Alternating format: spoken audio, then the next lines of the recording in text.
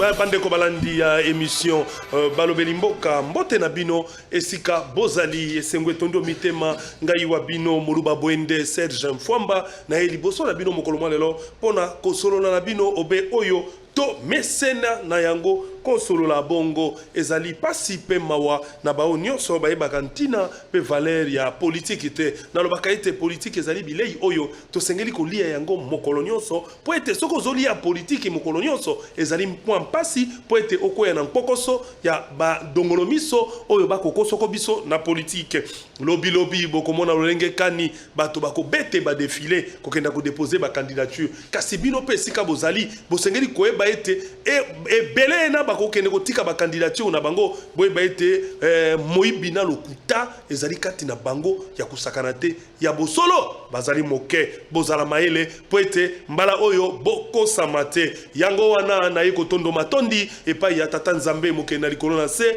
oyo asili kobatela ngai na bino po ete mokolo mwa lelo tozala na limemia pe kimia makasi okati ya mabota na biso na kosenge merci na oyo atiaka mwa mabondeli na ye pona émission eye na kombo ya prophète Nkonde Polo Dominique. Merci beaucoup motona njambe prophète Nkonde Polo Dominique pona mabondeli otiaka pona émission oyo balobeli mboka pe pona bana ya église liloba mobimba église liloba ezali bongo moko ya ba confession religieuse. Merci beaucoup na ba invité na mbikati na esika oyo bozali koyeba bango kana mingi te mokolo mwa lelo ezali mokolo oyo toye kosolola na bino tokozalobe na motuna moko tokosolola toliko bete masolo lelo sur les élections. Tikali bongo na mikolo na koikolo ba 5 mois, 6 mois, c'est encore beaucoup. Donc ba 5 mois et demi to kokota na maponomi ya ba élection na biso. Ba bongo na koloba ete tozali bongo kaka kolela moi mingi na ba intro na ngana koloba ete ndeko na biso Franck Diongo oyo ndazali moko ya bakangami oyo ba levakier depuis ban leveiller libota na ezali ko benga ezali ko lembate libota ezali ko benga koloba toujours ete bazali na posa bazongisela bango bana bakolela tata na bango madame mama na madame na kolela obali na ye libota na ye fe kolela oya bango Franck Diongo toko sengal tata mokonzi mboka ndeko Félix Antoine Tshisekedi Chilombo ayeba kotala likambo ena po ete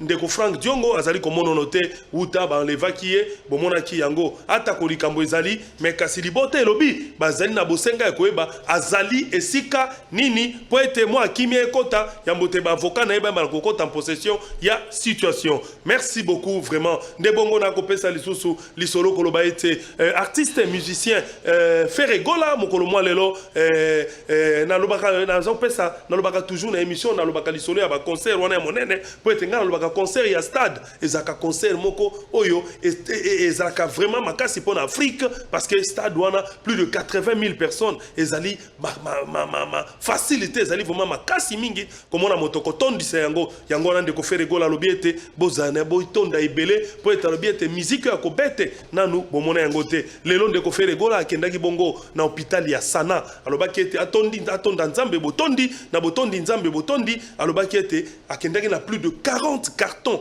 ya ba médicaments na enveloppe moko ya monene pour na kokende kosunga bandeko na hôpital ya Sana ya lobi te ke azela pré concert alobi ete ya ke ko sala dona na misolo na imoko ya mbote concert ebetama azalaki bongo accompagné na Beka bongo ndeko Paul Muntu Beka monsieur Beka ndenge na ko benga yo merci beaucoup ndenge bokenda ko sunga parce que ba bengi ngai na pena batu ya Selembau na Sana kuna batu ba bengi balobi abazana esengo makasi na sengela bango merci et pa ya Ferregola na ndenge azalaki wana pona ko sunga bango na bakisi vraiment ba famille ya batu baza maladi na hôpital ya Sana na bazali kutu na Selembau te basengi merci na ndeko Ferre na eloko manlamu auti ko sala pe alobi na nga balobi na nga yete communication affaire lobi ete bazali na conférence de presse lelo na ngonga ya 16h na chapiteau ya hôtel du fleuve na chapiteau ya hôtel du fleuve bazali na conférence de presse bongo merci beaucoup na kokoto bongo pona ko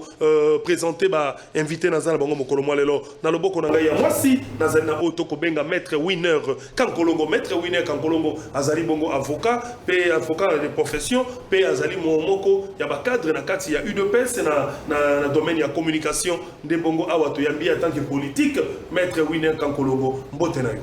Mbote ndeko famba, mbote na population congolaise, nyonso baza branché pour na kolanda biso, mbote na bana nyonso ya poto, mbote na ko débatteur na ngai, mingi na pesa ka président de la République mbote Sikazali, pesa ka pe ba cadre ya parti politique ya ngai IDPS, Augustin Kabuya mwana bute, ba cadre nyonso ya IDPS bazo mbote, ba communicateur nyonso ya IDPS pour na musala malambu bozo continuer au sein na République, bozo mbote place bozali, ndeko famba tikete na encourager mwana mboke à faire chair de poule na concert na za na kati ya kobeta le 24 samedi oyo na osenga peuple congolais boya ko soutenir aza mwana mboka et c'est comme ça que culture na biso ko kendre boso.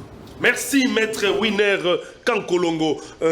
Na yambote na zonga na ke ne pas ndeko de Kafula. Maître Winner Kankolongo na moni batindele nga vidéo moko sur internet malheureusement la jour état na village na yo moto, village na yo ziki. Na tumbi village na maître Winner Kankolongo. Tout justement de quoi un peu pas si il paraît que bazo tanga ba kombo ya gouverneur na ministre ya mine provinciale ya Mbujimai batindi ba instrumentaliser bana moko na niveau ya bakwaboa eza village na village vraiment merci beaucoup émission balobeli mboka ezokoma tina bakwaboa ezali esengo makasi bakotala biso musika na kati ya Mbujimai lobana mbelinga yi village donc batumbi vraiment ba tante belé na kati ya village justement na mine à 10 et sika diama ezalaka je crois qu'il y a un des sujets problème parce que ministre il y a non, ministre Amine a estimé qu'il faut exactement, a estimé qu'il fallait qu'il y ait Sikawana pour Ekomayaye. Alors, bana mboka baboyi babi non ils a Sika ba particulier. Alors il y a que ça comparer Sikawana te par conséquent a estimatiser bato bakeba tombi village. Na mito tozolo ba moto na ekatité ils ont continué à kopela na rosenga directement na ministre de l'Intérieur Peter Kazadi d'intervenir le plus vite et rapide pourvu que top sala ba perte à vie humanité et vous allez très bien pour avancement à la République et à interdire na gouverneur na ba ministre pour ne pas s'impliquer na ba minerai à la République. Donc c'est-à-dire bango comme on a que ce qui est aux nommés population zo vendre place exactement minerai zawana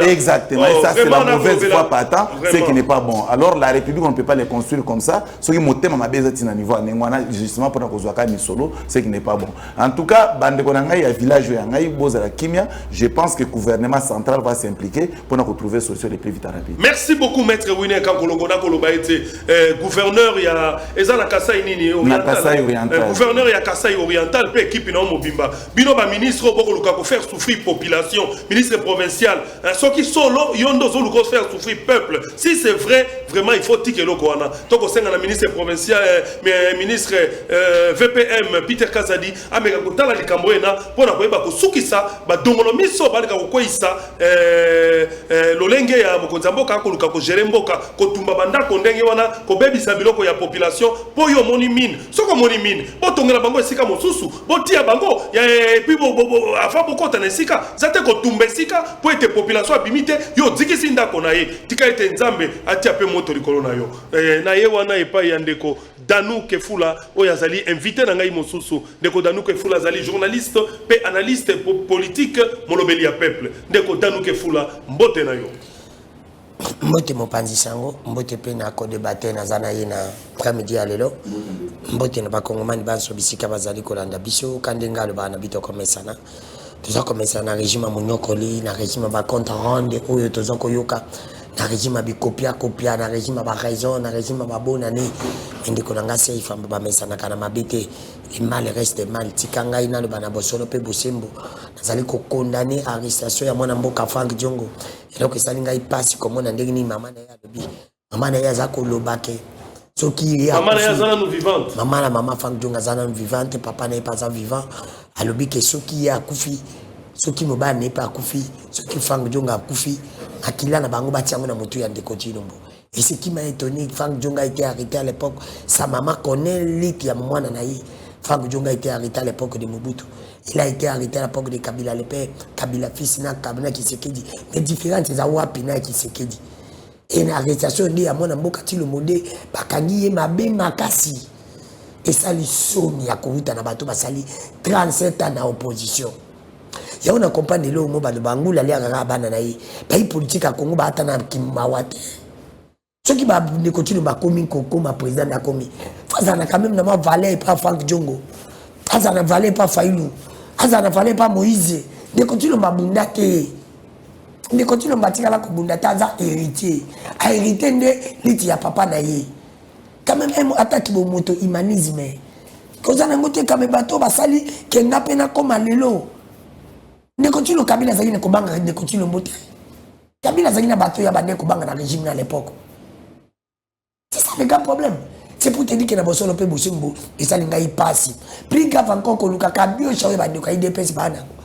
Ya ko le kana ba ko jiso zo ba Salomon Skade la tanga ikombo ya Frank Djongo. Ezali no kuta. Je te dis, et le kana ba ko jiso zo. Bazol manine. Oh Salomon Skade la tanga ikombo ya Frank Djongo na posi. Ni na demi-ap ni na coup de demi-té. Salomon n'a jamais cité le nom de Frank Djongo.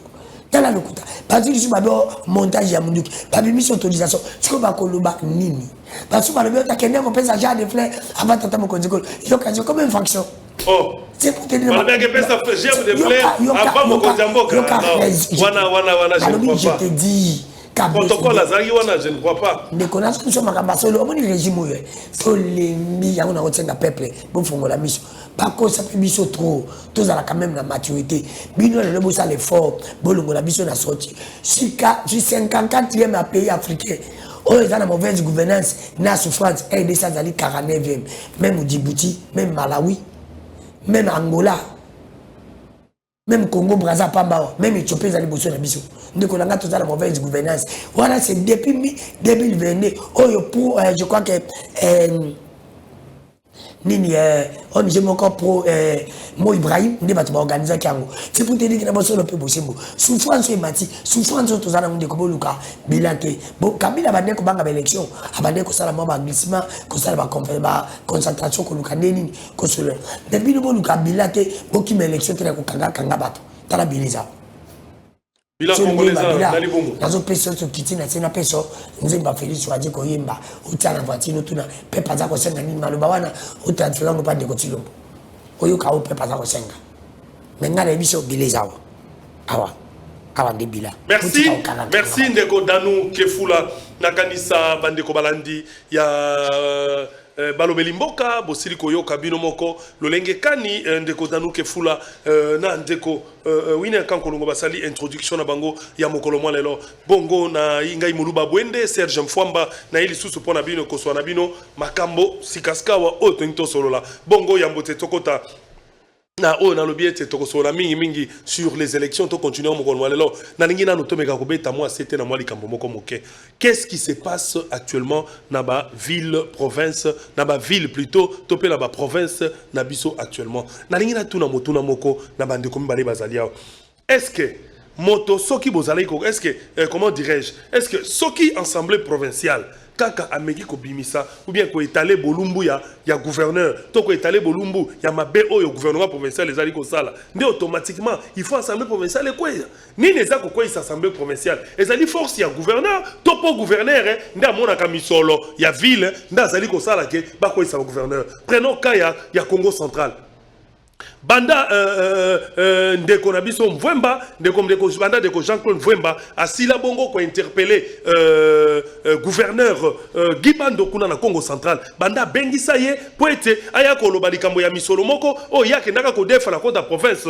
na banque ayenango pona esala misala ya mboka ya mboka na province ya Congo central esale mate nde babetiye ndo moni eboti moto kuna na Congo central ba ko lukobe ko koisa président ya assemblée provinciale awa à Kinshasa même ndeko Godem Poi oui effectivement basala ki na bango na ndeko Gentini Ngobila manda mobimba kasi tango ndeko Godem Poi amone loko moko etungisi ye asimizela kei a komeli ndeko Gentini mikanda po ete ko mikanda concernant dossier wana tala moto epeli lelo yo bazo zelobe obe plénière po ete bako isaye malobe pa na yo ndeko Danou Kefula est-ce que na mikolo ya suka vraiment yango nde makambo tozana tina to ko landela élection na mikolo ya suka eza utile vraiment makambo ya pambala oyo elinga kosala elingi koloba ke mauvaise gouvernance amoni eloko kabola kabami ibimi balezaka nini ezaka ko kabola amoni ko kabola nde sala ke bami ibimi bale bakabona ko yibi zaka bien boyibi mais elle moko ko le kamuninga osala nini ko kabola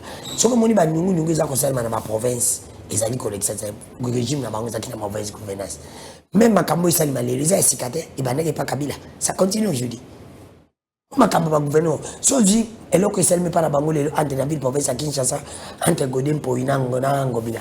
Et ça même dossier les kaki entre Ntingi na yande kimbuta na debi et ba betena ka gazon Ntinga longote. C'est la même chose. Et ça ne met pas Kabila, ça ne met pas Bino. C'est vous te dire que vous ne maîtrisez même pas contrôle ya bateau Bino bozana bango. Oui, vous gérez. Dans les locaux place on a connu Sabino. Aussi Makambo y a élection. Même Makambo ils qui n'attendent la Kabila. Elle tout ça qui na Kabila c'est comme la période électorale. Yo ka bandoka Kabila. Opposition za kubanga élection, opposition ba ki marquer élection. Bango ba kuba ko baza ko soutenir ka ba konja sini. O ka bazo ba nini? Oh. Quand on compte à l'élection, pèse un peu moi conseil moko muke na o etali Makambo esa na province. Comment na keno? Oh, ba yo opposition ba ko banga élection. Mais c'est la même chose lelo. Bazo le banini ba yo opposition ba ko banga élection. Mais c'est toi qui na Makambo tali ba gouverner. Mais elle tout à l'heure qui pas Kabila mona ki Makambo à l'époque entre Gimbadu na Mbadu. Zimbabwe, aussi sur Aoutai. Comment ça s'appelle? Les vieux là. Ah ouais, Azakina, oui, à l'Ubarata comme député, nani. Azaki populiste, monsieur à Congo central. Azaki nani gouverneur. Gouverneur, Azaki vice. Atouma, availlé. Ouais. Nani, qui ça nous met banda? Qui ça nous met banda? Deux coups, na vie na biso. Na vie na biso, na yebi.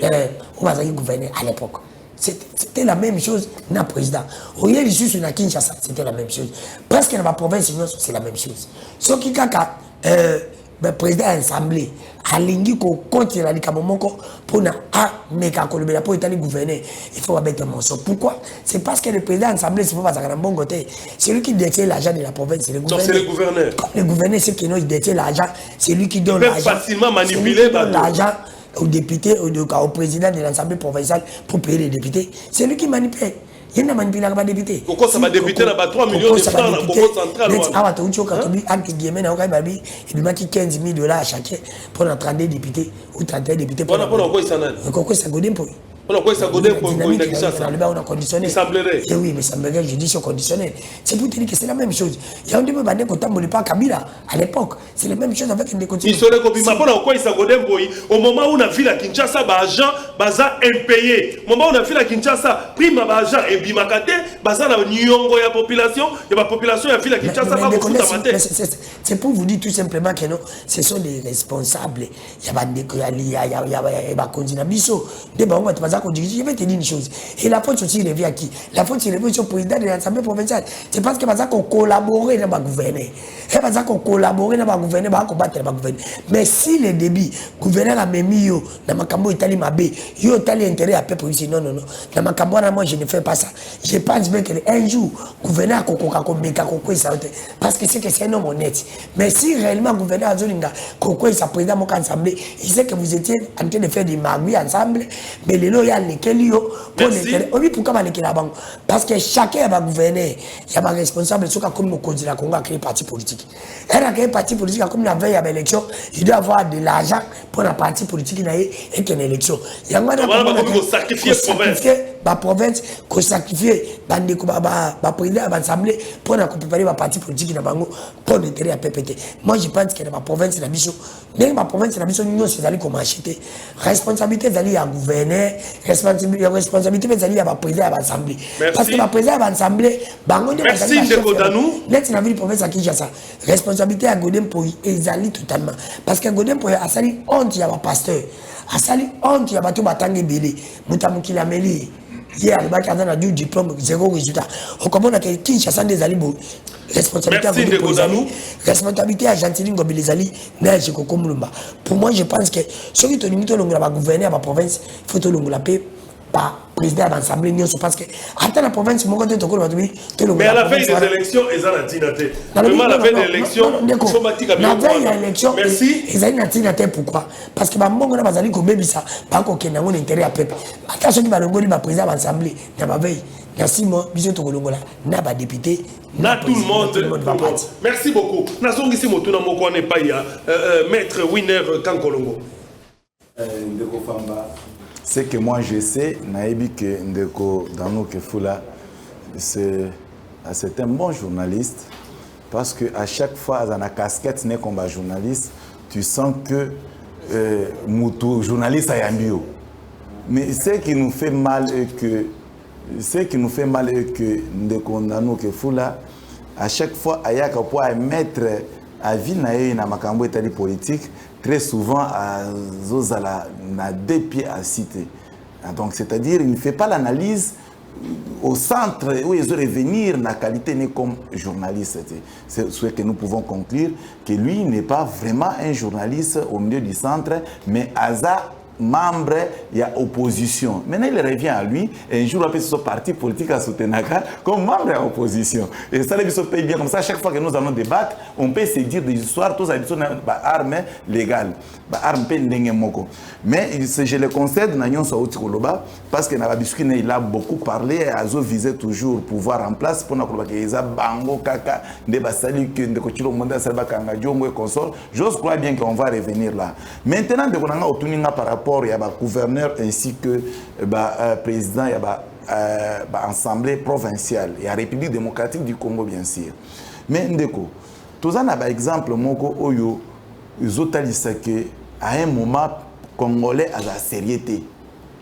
Congolais à Zolanda, c'est-à-dire azala tout simplement pembeni a chef une fois réussir oyo azaki nango posa aller azongi na casquette comme un aventurier, comme un petit voyou, comme un escroc, tout ça, et il commence à faire tout ce qu'il peut faire. Na problème où est dit par exemple Kodem Poina Ndeko Gentini Mbaka, en réalité n'a pas kolobelangote. N'a pas kolobelangote pourquoi? Parce qu'ils ont sonné pour la République. D'abord, il doit être souligné que l'Assemblée provinciale, la province Union c'est la République démocratique du Congo, est autonome sur base de la Constitution et de la République. Donc, chaque province est gérée d'une manière autonome. Gestion Nabango, ils vont revenir Nabango Moko, ils vont se faire contrôle entre eux et le gouvernement central, et ça la tout simplement une rétrocession à chaque fois que l'Assemblée provinciale, soit province, et côte si misolo. Bango bazong sa rétrocession, il y a 40%, si j'avais dit 60% dans chaque province, tel que convenu par sur base de Amibeko Amboka Nabiso. Mais ça doit être noté que à chaque fois que des autres dans la province, ils ont problème avec le gouvernement central, ni moi le président de la République. Parce que le président de la République, il n'a pas le contrôle, la constitution PC pouvoir de contrôler la province, de contrôler le gouvernorat provincial, ainsi que l'Assemblée provinciale. Non, on est revenir dans la compétence, il y a ministre et intérieur. De condamner à chaque fois que vous avez une intervention dans le sens, il faut être le ministre de l'Intérieur ou leur patron direct, et ça président de la République. Peut-être que ça m'a soit tout le monde a gagné partout, mais c'est pas aussi grave. Sinon, il faut revoir façon il y a quoi analyser. Mais maintenant, de konangai, tous une de Kodem Poyi, nan de Gentini Ngobila. Là maintenant, je porte ma casquette comme politique. Mais na IDPS. Na membre na IDPS. Na Kodem Poyi, na Gentini Ngobila baza na IDPS. Mais Bango bazo bunda entre bango, ça va profiter à qui? Moi comme politique. Ça va nous profiter parce que si on a na sima Kodem Poyi, toza na mwana mboka Francis Chibalabala. Si on a na sima Gentini Ngobila, toza na mwana mboka Jekoko Mulumba. Maintenant Bango bazo se disputer. Si on va perdre ba poste na bango, ça va nous profiter nous parce qu'en politique, il n'y a pas les actions sans intérêt. Bango bazo bunda. Nous allons en tirer bénéfice. Tout même gestion ya malam. Parce que son l'année problème et ça tout simplement à la base, ils ont un problème à contrôle provincial. De Kodem pour lui qu'il faut contrôler, ça posait tout un problème. Maintenant de Konangai. Et là, on a sur les plans politiques entre les deux personnes. Bazo où elle est là, circonscription, il y a Funa. So Lukunga so Funa, je crois bien. Banda les la Funa. Na circonscription à Funa. Mais bandeko bazo la circonscription à Funa. Ndeko Gentini Ngobila. Azana mwana so cousin na esoki nani oya lobi que non c'est mon cousin ou a vraiment candidat potentiel place wana. Kodem pouvait pas attendre non ngana la place à okete na candidat place wana, il faut que Gentini a 50 ndeko ne atikela ngai. Et ce genre de désordre c'est sont des désordres purement politiques où ils ont concerné gestion. Mais le rôle bango bazo bunda. Mitali biso te na IDPS, où ya ko quoi nous allons récupérer la chaise, c'est simple. Parce que c'est ça la politique. Mais papa, babandi conflit na bango et tali biso te. Moi comme un politique, oui, oui, exactement. Parce que qu'est-ce qui fait à ce que base à conflit de la honte? Comment vous mais quoi il s'en est bureau Mobimba? Mais ça revient à eux. Comme ça, c'est bureau Mobimba. On va voir la population congolaise va voir que l'autre ou l'un ou l'autre est-ce qu'il y a quoi na logique ya makam. Ils ont leur conflit personnel. Et leur conflit personnel, ça ne peut pas concerner tout un bureau. C'est ça le problème, parce qu'il y a un conflit dans bango, bati balabala et consort, ba côté na ba conflit na bango te. Alors, tout ça c'est na ngambo ya Gentil Ngobila. Gentil Ngobila zo côté la mwana nkasinaye pour akanye funa. Azo tia ba moyen. Mais là où est notre problème? Nous sommes les politiques, nous sommes en train d'observer. C'est fini. Moi je suis un politique. Merci. Yango wana ndenge tokoloba toujours ndenge balobi likambo ya Kisasa ndenge na beti PCT na Congo central koloba ete ndeko Gibando soki mbongo ya ville tope mbongo ya Matadi ndeko Gibando wazali gouverneur ya Congo central soki mbongo ezali ya Matadi ezali mbongo ya ville Mobimba pe province Mobimba eyeba ko vivre na yango mais kasi soki boko ko zwa misolo soki boko zwa misolo pona koluka ko bebisa yango na ba fin propre na bino moko soki boko zwa ndengwana ezali mabe makasi soki boko zwa misolo pona ko ba fin propre bino na moko boyeba ko jouir nango tope pona ko bebisa yango ko kende ko pesa ka ba député po ba koya na procédure ya ko koyisa président ya assemblée provinciale ya Congo central ezali mabe lolenge moko pe na Kisasa ndenge moko wana ezali mabe misolo wana peuple congolais via ba province faut ba vivre nango faut ça la banzela il faut ça la makambu na mikolo ya suka boy boko pakola tata mokonzi ekolo salité boko pakola salité bako mona bilonso sima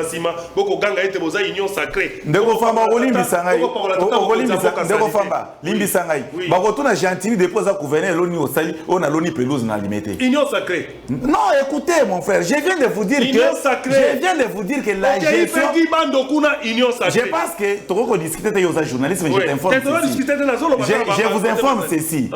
Bah, province est autonome. Ici, nous sommes sur le plan de la gestion, sur le plan constitutionnel.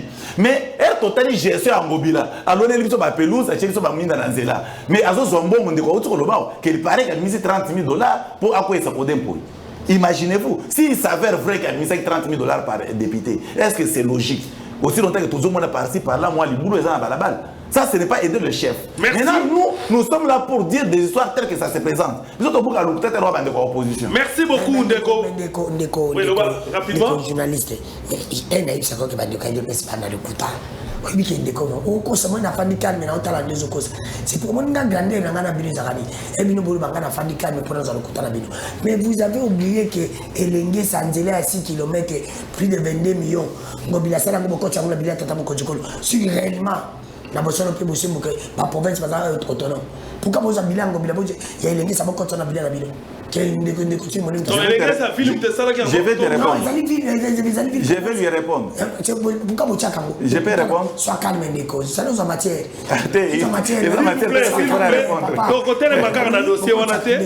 Il a parlé. Papa Dio a appris à Kuchaba Minda. Minda Pena qui perd Papa Dio la Minda. Qui ne s'assène guéri Manu Mani. Qui s'assène guéri Tata Mokonjiko le bilan Tata Mokonjiko. Mais vous avez oublié que le ministre intérieur, depuis le pouvoir, vous avez le pouvoir. Le ministre intérieur va dire oh, bah, gouverner, bah, IDPS. Mais c'est vous qui êtes oublié. Et ça, IDPS. Assez dans la guerre. Eh, bah, marche et aussi matin dans la province. Bon, le parlement. C'est pas l'IDPS. Hier, vous avez dit que Kabila n'a pas le ministre intérieur. Vous avez dit que c'était Kabila, non? Eh, bah, gouverner, bah, vous allez de l'autre côté de la Kabila. Vous avez dit qu'il avait échoué. C'était pas Kabila qui avait échoué. Aujourd'hui, il y a un gouvernement parce qu'il a dit qu'il m'a échoué à Kanga, au Kanga, tout ça, ma marche. Qu'il m'a payé ça, ma gaz. Après, ma marche, je banane. Kabila a payé ça, ma marche.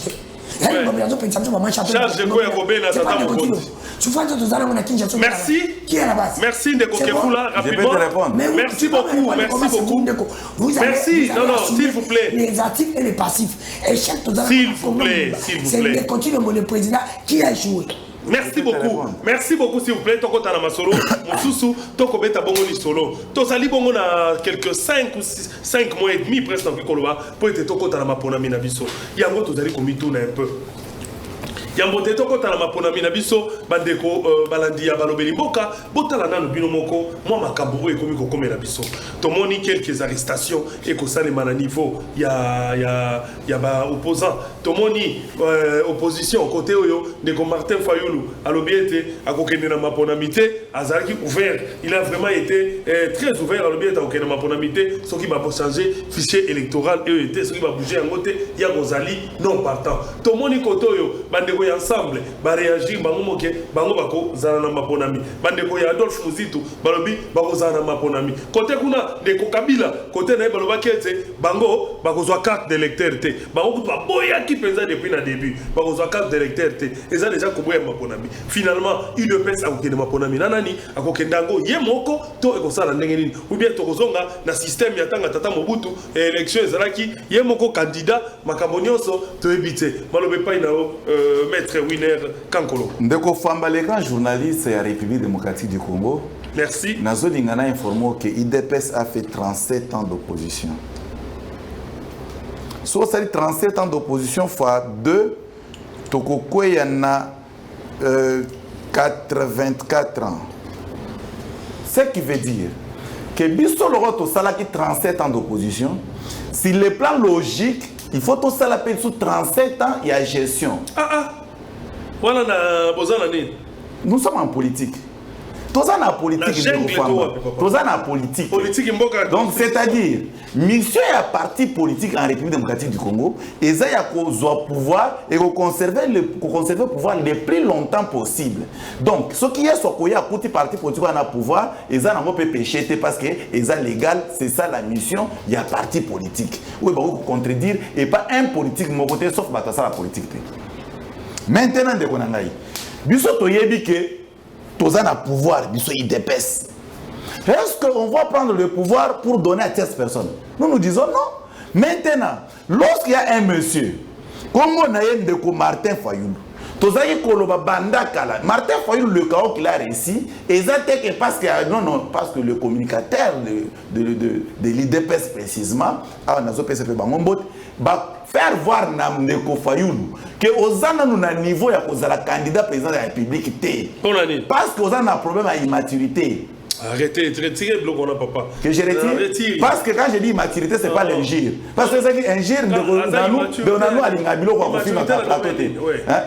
c'est-à-dire sur le plan politique. Il n'est pas mature.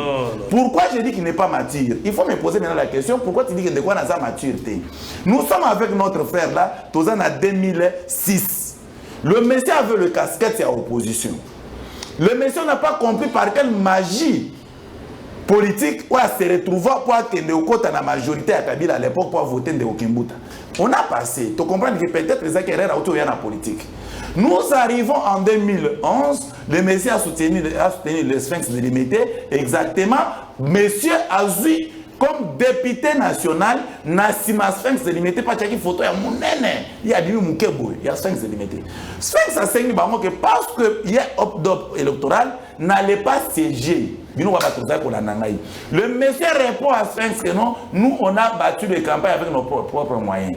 Et la population va dire, bon, il ne peut pas avoir tort. Parce qu'il a battu la campagne, il n'a pas moyen. Il est allé siéger aux hémicycles. Le monsieur revient, nous sommes en 2018.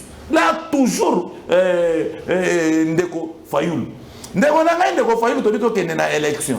Il s'est autoproclamé, il s'est proclamé comme candidat aux élections de 2018. Il y avait plusieurs candidats. Nous avons subi les injures dans l'IDPS. Seulement les injures que nous avons subies, c'est parce que tout le monde qui bat. Bandeko nyon soutenu dans l'opposition à l'époque, que biso élection est salée. Et ça, les matins, parce que nous avons l'expérience de 2006 et l'expérience de 2011. Vu l'expérience que nous avons dans notre actif et qu'on permet de boycotter l'élection. Alors, si jamais vous avez une machine à voter, et ça, si jamais il y a boycott, nous, on va aller aux élections. Et c'est comme ça que mon frère a mis. Nous sommes dit avec moi, Naboka Félix Tshisekedi Tshilombo, ainsi que tous les cadres de l'IDPS à l'époque, d'accepter la machine à voter pour vivre qu'il y ait une élection. Nous avons accepté cette machine-là. Voilà ce qui nous arrive. Après avoir accepté la machine à voter, Bandeko va organiser un meeting, un casting, jusqu'au point où il y a un maman Nangaï Maman Marti. Jusqu'au point qu'on finit à maman. Et ça, la passe, mais ce n'est pas aussi grave. Nous avons accepté de faire la politique, on doit faire la politique. N'importe pour ça, il peut mettre ma ponami. Bande ko wana fayu la lobby a ko kende jamais na machine à voter. Pe en plus ba to kende ko voter ba kende na papier duplicateur va utiliser ba bulletin T à CENI. Imaginez-vous à ce niveau-là. Et le frère, lorsque nous sommes allés aux élections, ailleurs qu'on dit, pour bande qu'on va voter, la machine à voter, va utiliser le bulletin. Il y a CENI, na espace tout simplement, il y a 3 jours, s'il vous plaît. Mais n'a du tout moins de Konangaï. Na République démocratique du Congo, pays continent, 145 territoires dans la République démocratique du Congo. Est-ce qu'on peut battre le campagne pendant 3 jours comme président? Des questions, il faut dans 3 jours, dans RDC, même si tu avais tous les avions possibles, dans 3 jours, comment tu pouvais circuler RDC, pays continent? Nous avons une élection parce que nous sommes des femmes. Nous sommes des élites. Et nous avons besoin de la proposition. Nous comprenons de quoi parce qu'il y a une élection et que ça n'est opposition, ce n'est pas un problème. Mais le mal que nous avons constaté dans le chef Andeko, il a fait maintenant l'opposition de la mauvaise foi. Il y a comme nous désorienté les journalistes. À désorienter les journalistes, entre autres, nous avons les plateaux. Maintenant, de Konangaï, nazo yedisayo et c'est comme ça que Ndekwana a kwega Sambourbe Ndengwana. Maintenant, yoka yoko yeko sala bourde.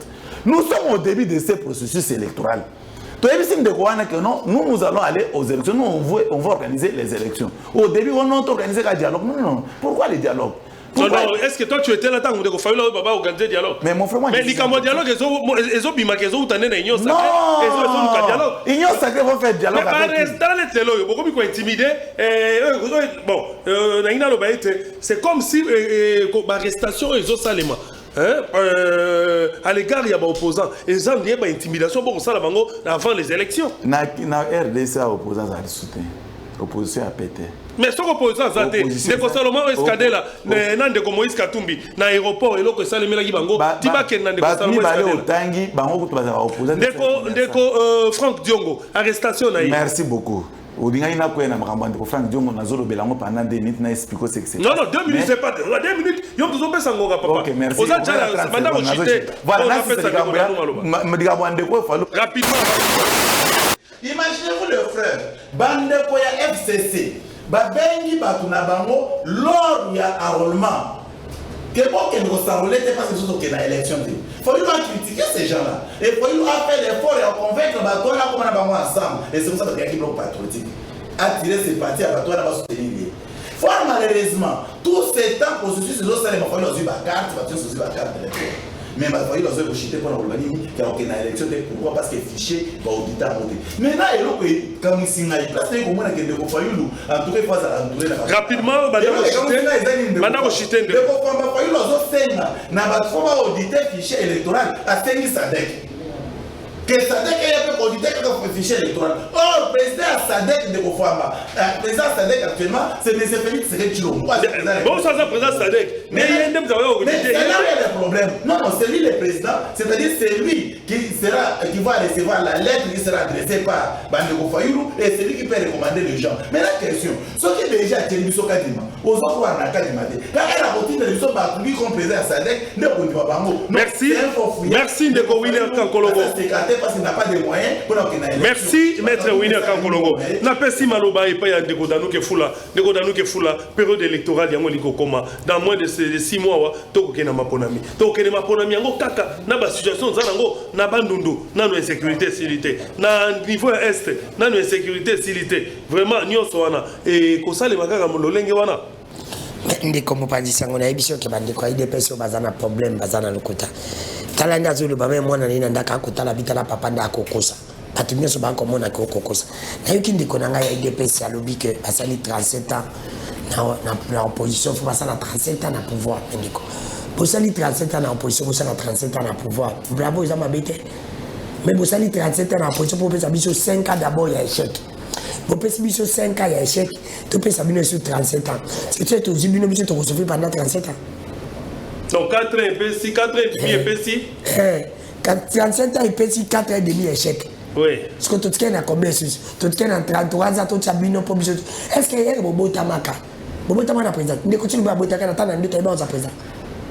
yekuti ndazana tin monda zabu era sambela ka sambela ka nzambe mutako sambela nzambe koleka ndiko tilo mbazate na kombimba pour les seuls pana mona premier musala na ya sali musala obatu yonzo baluka na vie yenza mbasali ngoli koleka batu nyonso donc Congo mobimba il faut sambé on y ça le président chaque temps on va dans l'église venez chaque jour faut quand on dans l'église catholique donc pamboli à sommet on nzamba sali la yetika tsiko ko sala mtu mtsute ndeko danu yo mais je te dis ni pamboli ba tunyo ba lukaya za pamboli ya sommet ope azango kambala moko ya suka baninga mtuma banda tama chef eri azo mataka ya tikala ko zala te pouf mais Bible le bin nzamba lokotaka na se atomboli likolo ye ayo penza nzamba lokoti na se atomboli te nzamba penza atomboli kolekala likolo na mapata c'est pour te dire que même toi là azali ko pesa biso résultat échec et outil na monoka lobi que 30 tu crois que le Congo est résumé par rapport à Pembe là nous avons super pour faire manière le Congo est résumé par rapport à la ligne mais oui je te dis ce qui est vrai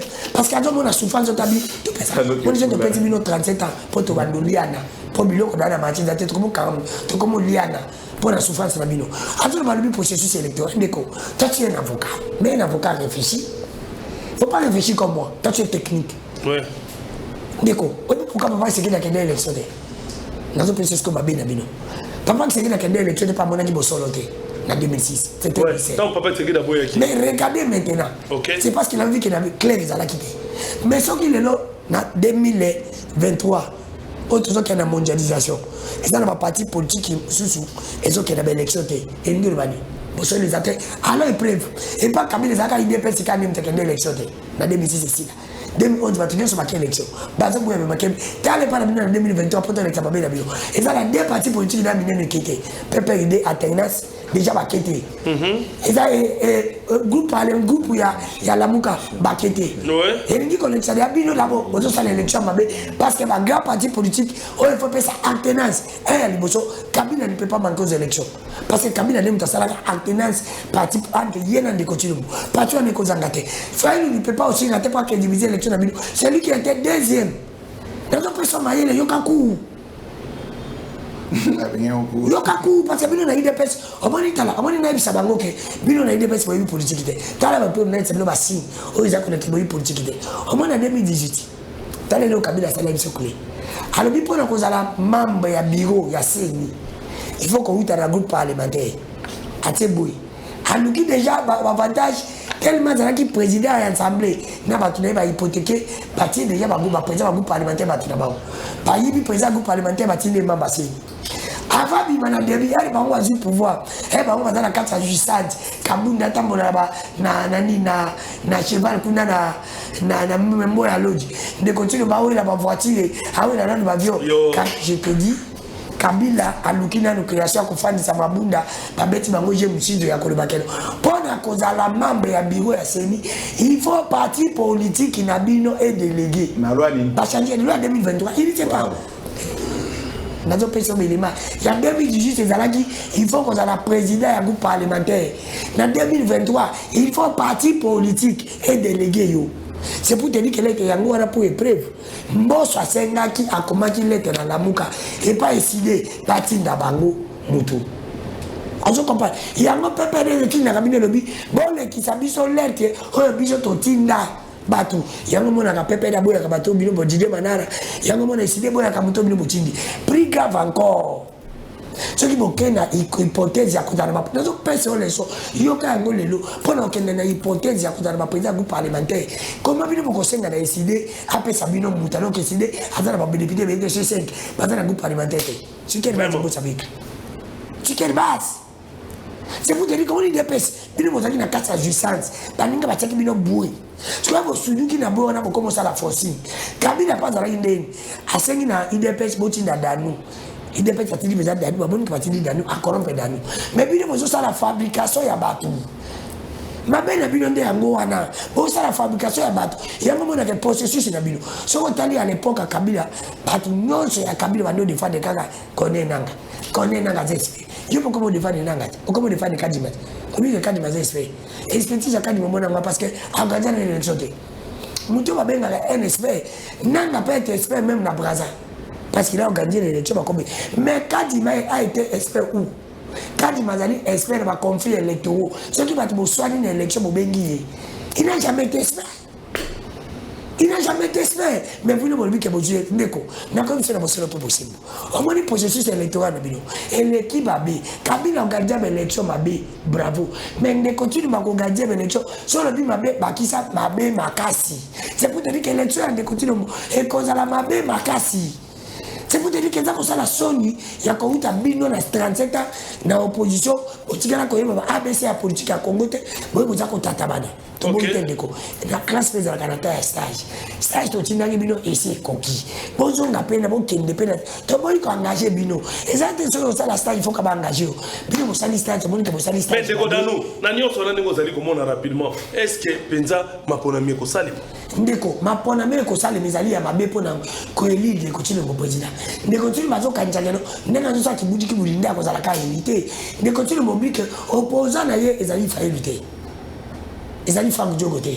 Ezali Moïse Katumbi te. Ezali Denis Sanga te. Opposant ndeko tino ezali souffrance à petit peuple. Ah, donc pour les opposants, ouais, dans 2023, ezali zala ya peuple. Mais oui, encore il s'appelle Docteur Mukwege. Attends quand il va tenir son Moïse, oh Fayulo, oh Sesanga, oh Franck Diongo, mais que va cette dans la mopette tout le monde a dans l'issue de Docteur Mukwege. Donc on bimi ça y. Donc on bimi ça ça l'issue. Donc on bimi ça y pas. Banda ko chiten de allez de continuer. Bon quand tu que pas tout bon na biso to mité, to changer mais to ça la monde entier surprise. Parce que va aider ces équipes à surprise. Dès que ça les surprises dans Gabo, to ko ça fait surprise à Intobi ça va. Bon tu qu'il y a que les candidats ni bon tu as biso une mauvaise à la une vide. To ça les faut que to ça la biso ça président. To tu qu'il y a que ça président gagner de continuer. On va dire que président est candidat unique mais maintenant to voter à une ça président. Ba compter ça président gagner. On est ça encore honte. Il y a mon gars conseil dans la opposition. Bon ça la clair. Bonjour la simate. Na conseil na matata po n'a jamais été aussi opposant, je ne crois pas lui. Na sali quand même bénéfice de doute. Mais comme opposant, comme opposant, et ça va compter la classe. Na sali bénéfice de doute. Soyez moutaza la pouvoir tête d'office. Na sali bénéfice de doute. Matata po yo. Franck Diongo, Moïse Katumbi, Denis Sanga, Fayulu, Bossier. Bokende élection te. Peine à baigner encore Mouzitou. Mouzitou n'a pas comme on 3 fois. Mouzitou. Si réellement Mouzitou est opposant. Aux arguments opposants, c'est une occasion qui s'acquiert aux opposants. Parce que bien nous sommes au Bolivie, bon qu'on était n'affiché voilà. On se comprend. Bon qu'on était na coup conditionnel voilà. C'est une occasion bon tu capable de continuer à kende moko. Biso skoto luka plabe na biso to senga délicat di matsa biso une moko vide. To samu sa ide pesi. To bisa bango ke bino. Au cancer vous allez na peuple te. Moi je comprends. Merci Nekodanou. Il est pas ces ali nyoka oyo asi akufa. Nekodanou merci. C'est ce to ça la conclusion ya émission Mokolo Molelo. Azali nyoka oyo. Merci. Asi akufa matiri na barabara na mudili mutamoli alengi liboso. Alengi ya simi de tabuja. C'est pour te dire qu'Azagi n'a popularité à Kala. Mais merci beaucoup Bandeko Balandi ya émission Balobeli Mboka tokomi ko kenda bongo na chute tope ko kenda na suka ya émission na biso ndeko wine kankolongo to zo un moment oya moke ya conclusion pour être soko na zui maloba ezali ya libela yango pona Mokolo Molelo ndeko wine kankolongo yebisa biso un peu ndeko toko est-ce que ndeko Félix Antoine Tshisekedi Tshilombo azali ko préparer ma ponaminaï comme il se doit. Est-ce que ndenge tozali awa bozali sûr quand est-ce que beaucoup ça la congrès union sacrée n'habite ce qui ça la congrès UDPS likambo ya congrès tout monde ça na bato mususu ya UDPS o bazali ko senga congrès salema kasi ezali na bato mususu ya UDPS balobi ete tango ba utaki na mbwela loge basi ba misalela ki congrès ce que congrès yango bino bo pona ndeko Tshilombo et ko salema lisusu tote. OK, merci beaucoup nazo très rapidement. Pour nous que en 2006 au lobby que Kabila qui na élection à part que IDPS va partir soutenir l'élection, je t'informe que le parti phare à l'époque c'était IDPS parce que Kabila a récupéré. S'il vous plaît, Nathan Tamouké. Exact. Actuellement exact. La Mouké est un parti politique. Est un parti politique. Est un parti politique. Mais il prend mon temps. Il prend mon temps. Tu prends mon temps pour rien. Les gens n'a retrouvé parce que je comprends la fatigue qui a beaucoup de travail. Les gens au travail peut mingi parce que les gens au lobby l'unanimité des peuples on va la maison là pour c'est peine. Mais ça un peu calme pour déranger quand parce que tu vas prendre la parole en dernier lieu. Voilà, merci beaucoup. Merci dans nos causes. Ndekondanu En 2006, Kabila a une casquette, a posé une casquette à PPRDT, a indépendant. Ce qui veut dire Kabila comme indépendant, a en face na parti politique où il y a des communistes qui parlé à l'époque ainsi que MLC. On passe. Ndekolobi qui est que des hommes mais tu as menti la population congolaise. En politique, Tshisekedi a été élu le meilleur député en 2011. Tu n'as pas dit ça à la population congolaise. Donc, c'est-à-dire que le Koutaï, on dit ça. En 2011, il était déjà député. Tshisekedi, il est député national. Le meilleur élu à la République démocratique du Congo, c'était Félix Tshisekedi Tshilombo. Et cela, il ne l'a pas dit à la population congolaise. Vous comprenez au moins. Mais à ça, il a quitté. Non, j'avance. À côté, il y a un parlement. C'est une question que je pose. Donc, il y a une réponse. S'il vous plaît, s'il vous plaît. S'il vous plaît, regardez dans la monopole et l'émission. Il y a une Tokei rapidement, et ça dit conclusion. Tokei. Non, Kabila va préparer déjà pour le problème à Didier Manara, certainement. Il y a l'objet non, on va se parce que Kabila basalaki tripatouillage na loi est-ce que basala loi non loi électorale et autour ça en 2023 loi électorale et on sera qui faire financer processus électoral Kabila na mabunda na batunaye balongwa qui na pouvoir c'était depuis fin 2021 donc ce qui veut dire que beaucoup ko ya lisusu ko ça loi aux obéta de soloté c'est lui qui t'a appris ça il t'a menti zongele yedi ça y pesanga ba précision ya loi et que izani mwanati donc c'est-à-dire l'ancienne loi effectivement a été abrogée par la nouvelle loi où Isaac promulgué en 2023 de konanu Isaac na 2021 ngozoro bawanati maintenant j'avance au lieu que fichier électoral et ça est à Mabé, dès le poussé bino pour botika élection. Mais de condamné. Bino bolobi que opposition baza populaire que RDC mobimba ezaka bino na bino. Mais ce qui est populaire, fichier ba yebisi bino que ezana 49 000 personnes, 49 millions de personnes oyo ezana kati affiché. Puisque bozalaka vraiment populaire. Pourquoi ne pas croire à ces fichiers comme ça 49 millions sont votés bino voter Tshisekedi. Pourquoi bokimi élection? Ce qui veut dire que bozaka na batuté, bozo dire menace ma fichier pour bozo ba prétexte ya okima élection. Maintenant de konanga question mais ezaki ndina répondre rapidement. Question ngai na tunio mituna sur les élections.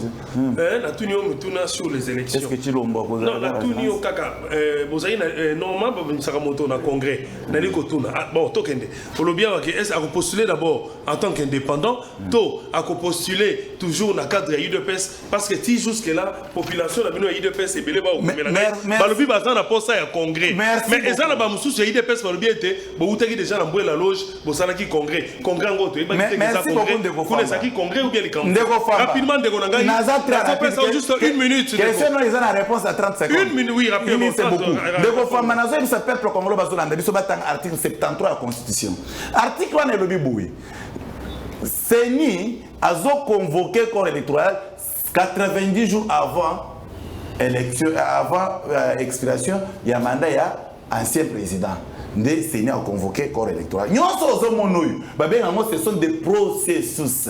Ce qui veut dire, avant 80 jours, pour nous déposer, pour le mandat chef d'État expiré, tout ça la concrète, on peut déposer candidature sans problème. Parce que côté qu'on a, ils en a débattu. Nous sommes encore dans notre temps. Il nous reste 5 mois. Or, 5 mois, c'est au-delà de ça 50 jours. C'est-à-dire nous avons encore du temps, bah, doit s'apaiser. Nous sommes en train de voir qu'est-ce qui va se passer dans la République. Maintenant, nous avons pour la ressource. Peuple congolais, et ça, le président mon côté de la République démocratique du Congo, où il a sali Bolam na espace il y a 4 ans et demi, le roi Félix Tshisekedi depuis RDC, non, mon anati. Là, je vous assure, j'ai même ma main à couper. C'est le président de la République. Oui, il y a un espoir de la population congolaise. Et que la population congolaise se retrouve dans la président. Il n'y a que Félix Tshisekedi Tshilombo. Depuis RDC. Parce que totalement la gestion, il y a un président Nyonso Baleka. Tout est allé Bumutu. Seul Félix Tshisekedi dans 4 ans, il a réalisé des histoires merveilleuses. Il y a 5 jours, comme ça, il y a un bilan. Il y a le président de la République, il y a un côté. Il y a le président de l'hôtel. Il y a un contesté dans l'accès preuve. Voilà au Moniango. C'est ça le bilan. Et c'est ça que le programme du gouvernement qui sera effectivement, qui sont en train d'être exécutés. Donc en tout cas, merci Nayo pour l'invitation. Merci à la population congolaise pour nos attaques. Merci pour notre débatteur. Merci. Ndeko Danuke Fula. Wana saki motuna ya kota UDPS.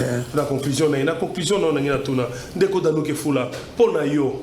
ozali komona nani comme candidat na côté ya opposition na moment et parce que bientôt là c'est les élections et puis eloko mi balo répondre na peuple est-ce que ozali komona été élection et que ça le vraiment na délai ils en a prévu na constitution ndeko na ngai obiki bandeko ya DPC lelo na comprendre que boyibi pouvoir ndeko boyaka na plateau pour nani po boza na pouvoir po ndeko na yo azalaki ndati yo ebe ozofanda kali mozole bozo kantsake nazo ndima mais nazo ngani na Alexa ba incohérent politique au sali mais nazo ngiselo parce que tu es venu comme ça connaître l'histoire na 2006 celui qui était le meilleur élu na Congo c'est Ndeko Bazili. En 2011 Ndeko Chilumba était élu celui qui était le meilleur élu le député de Kisangani Tolekis. Garçon Morazalaka Eli, Abandé Kosala Kokumba Vélo. À l'époque, tu n'étais pas là, tu étais à Kabeyaka Mongandeko. Tu es venu maintenant, je vais te relater l'histoire. Là, je vais te dire calme. Azalaki Kosala Vélo, là, qui s'engane. C'est lui qui était le meilleur Eli na Congo. Abandé Benge Tolekis. Les gars, na Kisangani. Tu ne sais pas, Ndeko. On a 2000, on a eu ce bateau Bazalaka Eli. Ndeko, tu ne m'as jamais été élu meilleur député na Congo. Tu es en 2011, il n'a jamais travaillé. Sauf qu'à travers tes manières, mon amboka. Il y a parmi les gens qui ont été Papa, tous ceux qui ont été bongi, ne va pas la dossier pour Kangalonzo. Biso to la dossier à mon biso, Balian à 2011 va se jeter. Il y a pas quand on a mon arabe, ne continue à des procès. Autre que l'année là, mon arabe faut même Samson na Zwango, na mon na 2011 va ça là, bimo va député, va se jeter, parce qu'on capte pas ça là. OK ici, na pèse bele va continuer à tuer les mains. Alors que non, l'électoral est changé na 2023 Ndeko, tu as oublié. Comment des Nikadi makomi wana? Comment des Nikadi mazana ba Didier Mananga na cabinet? Cela yoka bazo yebisa yo nini yoka. Ndeko yoka bazo yebisa ba lobi que non, ezali ba groupe après ba parti politique ndé tinda. Alors pourquoi ba kosenga bi biso totine mu? Non, peut-être tu as oublié. Ndeko. S'il vous plaît, c'est là si c'est émission des conclusions. Rapidement de Rodano, 45 secondes de Rodano. Parce que ma camo non la kabuya yeba moté. Non, il faut on n'a pas yeba. C'est soit calme mais ne continue c'est pas. Yo avocats qui ne ko kotango yeba. La vie est changée et comme la 2018 il faut outa. 35 secondes. La 2023, il faut partir de Tindayo. Fanda, monsieur, tu ne sais pas. Fanda na yo na bi oyebite. Kende ko ozala makambo oyebite. Continue na question de Konangai. Na mutuna pona répondre bi qui préfère face à Ndeko Chilombo. Na opposition non. Et yo tu n'as Ndeko siège de. Même yo ko ça la face à Ndeko Chilombo. Congolais nyonso oya ko bi ma candidat va valider vraiment et candidature à une élection ya bosolo. Oya ba élection ya bosolo sans tricherie. Ah, merci beaucoup. Merci de Kodano Kefula. Merci beaucoup. Merci. Bandeko Balandi ya émission Balobeli Mboka.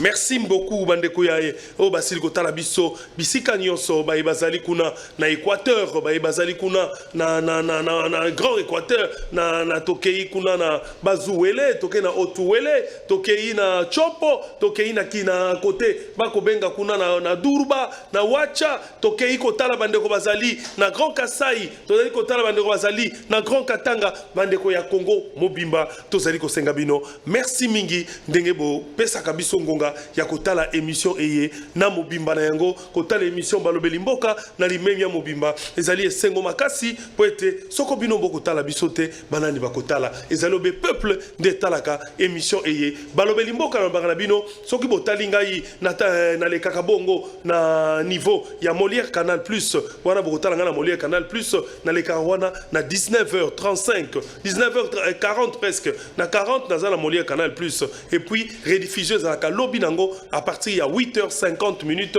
na Molière Canal Plus, Bokotala ngai Molière Canal Plus, ezali bongo na 345 et bariba kotala ngai na nzela ya TNT, botala na le Kakabongo na Pro Channel ezali télévision na bino professionnel, télévision ezali ko produire émission Balobeli Mboka bongo na kosenga toujours merci na bao ba accompagner ngai na émission eye na kobanda toujours na prophète Konde Polo Dominique wazali motomolo ya confession religieuse Lilo Bananzambe. Merci prophète Konde Polo Dominique na maman Asaf. Merci beaucoup na ba technicien nyonso oyo basali singai katina sika eye. Merci beaucoup na Ndeko Nabiso Lofaka oyo azali bongo ingénieur du son. Merci beaucoup na Ndeko Juvenal. Merci merci beaucoup Nandeko Stéphane, merci Nandeko Rolf, l'homme intègre, merci beaucoup Nandeko Nabosani, Ndeko Christian, Ndeko Benz, Bandeko Nyonso Bazali Katne Siga Eye, merci beaucoup Nandeko Cordon Jonathan, ne Cordon Jonathan,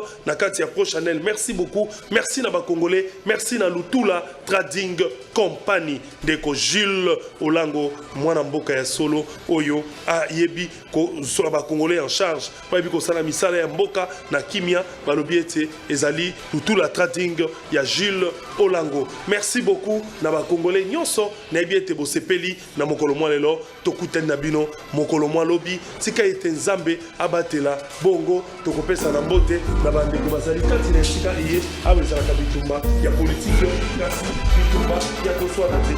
Merci beaucoup, des Bongo, Nazali Moussena, merci, Botika Malamu, Sika Bozali, Nzambe Abatela, Bakongomani.